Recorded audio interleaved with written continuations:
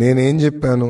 ఏ అధికారులైతే చట్టాన్ని ఉల్లంఘించి మా కార్యకర్తల్ని నాయకుల్ని ఇబ్బంది పెట్టారో వాళ్ళ పేరు నేను రాసుకున్నాను. నంబర్ 1, వాళ్ళపైన రేపు జ్యుడిషియల్ ఎంక్వైరీ చేస్తాం, వాళ్ళని సర్వీస్ నుంచి డిస్మిస్ చేస్తాం, న్యాయబద్ధమైన చర్యలు తీసుకుంటాం. ఇది మేము చెప్పాం. ఓకే, సో ఎక్కడ నేను చట్టాన్ని ఉల్లంఘించా, రాజ్యాంగాన్ని ఉల్లంఘించా? నేను సూటిగా అడుగుతున్నా. అంటే తప్పు చేసిన వాళ్ళు తప్పు చేయలేదని నేను ఒప్పుకోవాలండి. ఓకే, రేపు పని చేద్దాం, సిఐడి వాళ్ళని స్క్రిప్ట్ పంపించమని నేను చదువుతాను. ఎందుకు ఈ గోళ? తమ మేధావులు ఉన్నారు కదా, రఘురామరెడ్డి వీళ్ళందరూ కొంతమంది ఉన్నారు కదా, సీతారామాంజనేయులు,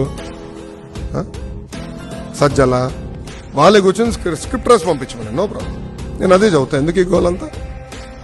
అంటే మాట్లాడే స్వేచ్ఛ లేదా మాకు? ఒక పక్కనేమో నన్ను పిలిచారు 2 రోజులు ఇన్వెస్టిగేషన్, చివరికి ఏం లేదని వాళ్ళకి అర్థమైంది. వాస్తవాలు చెప్పాను, దాంట్లో తప్పేంటి? ఏ అధికారులు అయితే చట్టాన్ని ఉల్లంఘించారో వాళ్ళు మేము వదిలిపెట్టామని చెప్పాను. దానికి ఇప్పుడు కూడా నేను కట్టుబడి ఉన్నాను.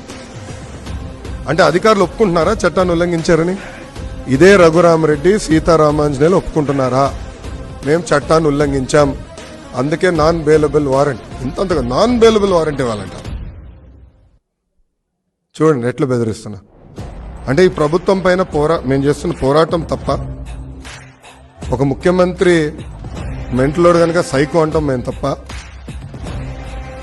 అంటే వాళ్ళు స్క్రిప్ట్ ఇస్తే మేము చదవాలా? ఎట్లా కుదురుతుందండి? నేను వాస్తవాలు మాట్లాడు, నేను దానికి ఇప్పుడు కూడా కట్టుబడి ఉన్నా.